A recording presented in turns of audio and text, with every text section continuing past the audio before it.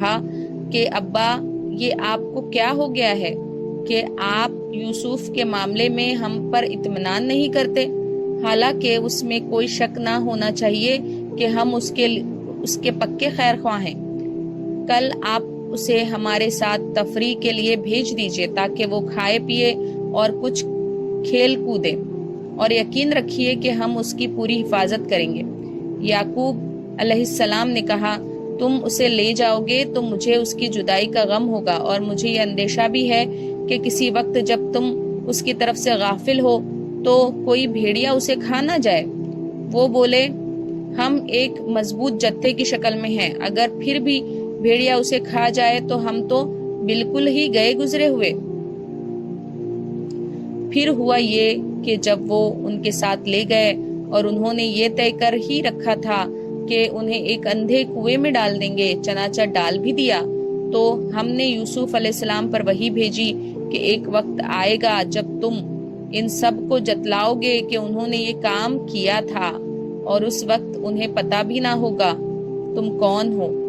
اور رات کو وہ سب اپنے باپ کے پاس روتے ہوئے پہنچ گئے، کہنے لگے، ابا جی یقین جانیے ہم دوڑنے کا مقابلہ کرنے چلے گئے تھے اور ہم نے یوسف کو اپنے سامان کے پاس چھوڑ دیا تھا، اتنے میں ایک بھیڑیا اسے کھا گیا، اور آپ ہماری بات کا یقین نہیں کریں گے چاہے ہم کتنے ہی سچے ہو۔ اور وہ یوسف کی قمیص پر جھوٹ موٹ کا خون بھی لگا کر لے آئے۔ ان کے والد نے کہا، حقیقت یہ نہیں ہے، بلکہ تمہارے دلوں نے اپنی طرف سے ایک بات بنا لی ہے، اب تو میرے لیے صبر ہی بہتر ہے، اور جو باتیں تم بنا رہے ہو ان پر اللہ ہی کی مدد درکار ہے۔ اور دوسری طرف جس جگہ انہوں نے یوسف کو کنویں میں ڈالا تھا وہاں ایک قافلہ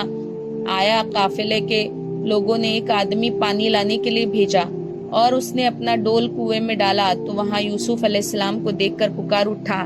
لو خوشخبری سنو، یہ تو ایک لڑکا ہے۔ اور قافلے والوں نے انہیں ایک تجارت کا مال سمجھ کر چھپا لیا، اور جو کچھ وہ کر رہے تھے اللہ کو اس کا پورا پورا علم تھا۔ اور پھر انہوں نے یوسف علیہ السلام کو بہت کم قیمت میں بیچ دیا، جو گنتی کے چند درہموں کی شکل میں تھی، اور ان کو یوسف علیہ السلام سے کوئی دلچسپی نہیں تھی۔ اور مصر کے جس آدمی نے انہیں خریدا اس نے